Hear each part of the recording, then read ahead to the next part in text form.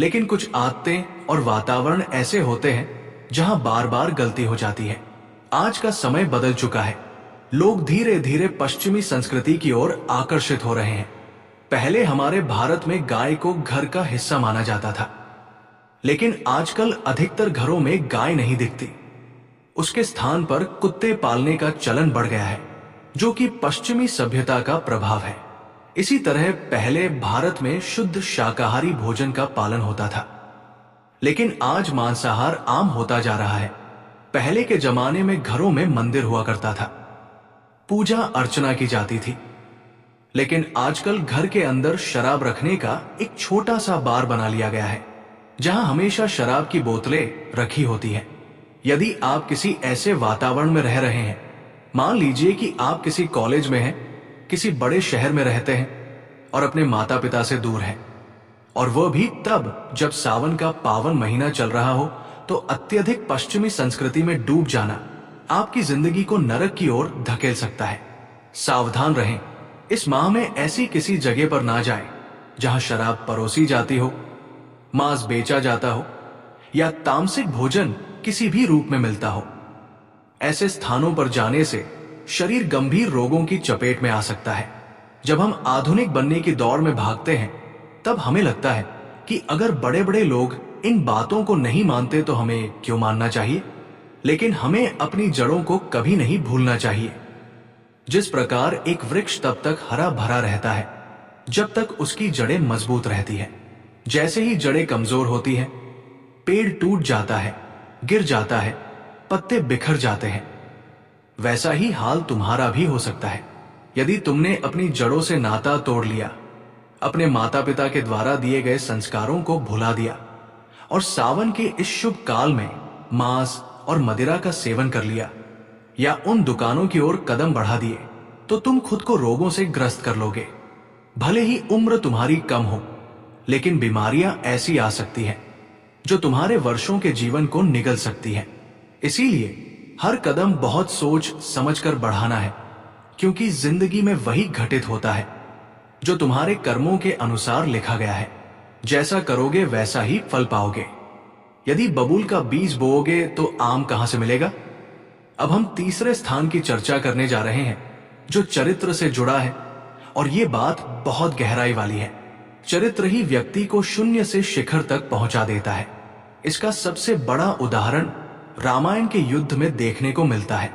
भगवान श्री राम के पास ना तो पत्नी थी, ना महल था, ना कोई वैभव। वे वनवासी जीवन जी रहे थे। दूसरी ओर रावण के पास सोने की लंका थी, सुंदर पत्नी थी, योग्य पुत्र और संपन्न परिवार था। फिर भी वो श्री राम से पराजित क्यों हुआ? क्या आपने कभी गहराई से सोचा है? रावण के पास सब कुछ होते हुए भी वो हारा क्योंकि उसके पास चरित्र नहीं था, जबकि भगवान राम के पास कुछ भी नहीं था, लेकिन उनका चरित्र अडिग और उच्च था। यही से हमें एक अमूल्य शिक्षा मिलती है। जिसने धन खोया उसने बहुत कम खोया, जिसने शरीर खोया उसने भी कम खोया, लेकिन जिसने चरित्र खो दिया उसने सब कुछ गंवा दिया। इसलिए सावन के इस मास में अपनी नियत को शुद्ध बनाए रखना अत्यंत आवश्यक है, क्योंकि पुरुषों का मन चंचल होता है। कोई महिला यदि उनसे मुस्कुराकर बात कर लेती है तो वो चेहरा उनके सपनों में उतर आता है।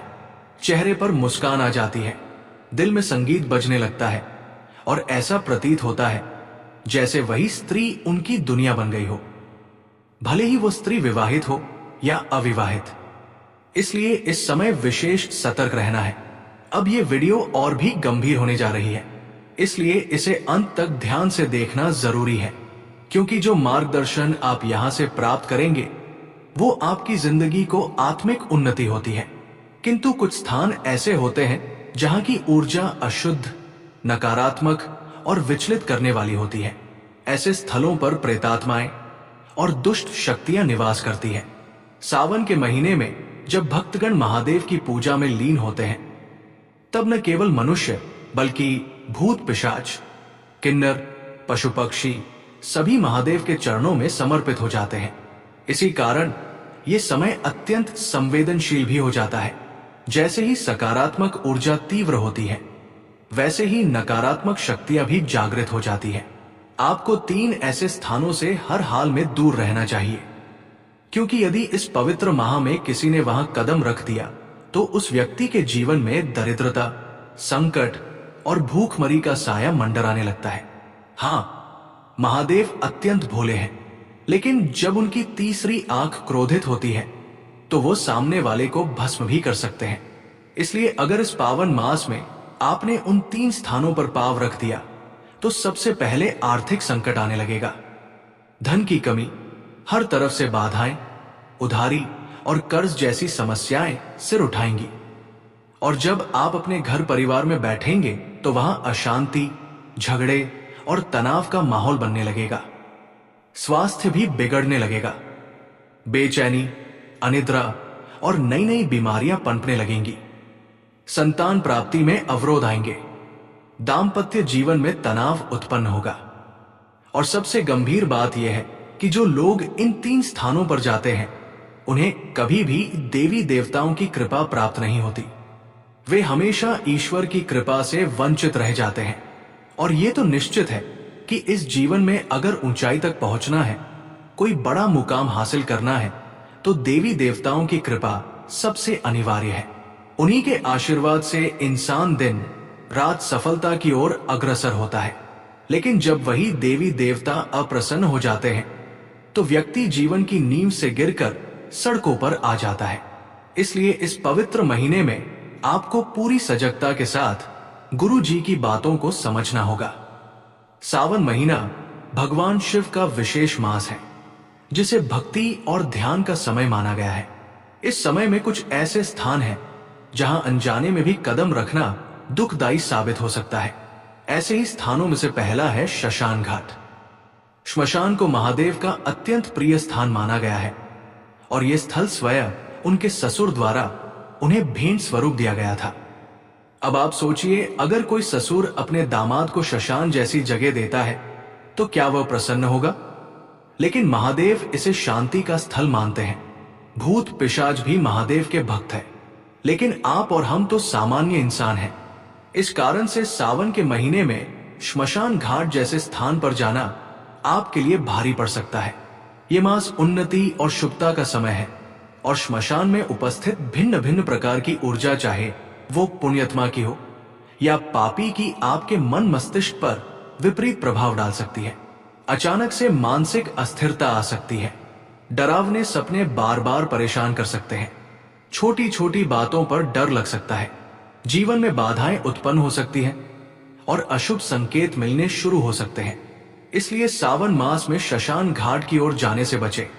उसके आसपास भी ना जाए, ना ही वहां से गुजरे, अन्यथा नकारात्मक ऊर्जा आपके जीवन में प्रवेश कर जाएगी और सब कुछ बिगड़ सकता है।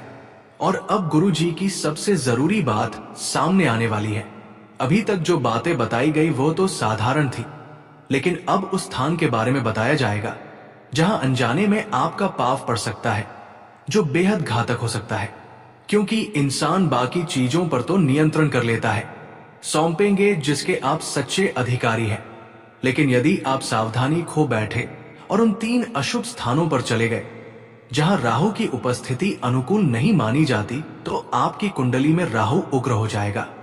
शनिदेव भी अपने शुभ फल नहीं देंगे और भोलेनाथ आपसे अप्रसन्न हो सकते हैं। माता पार्वती भी आपसे रुष्ट हो सकती है। इसलिए आज मैं आपको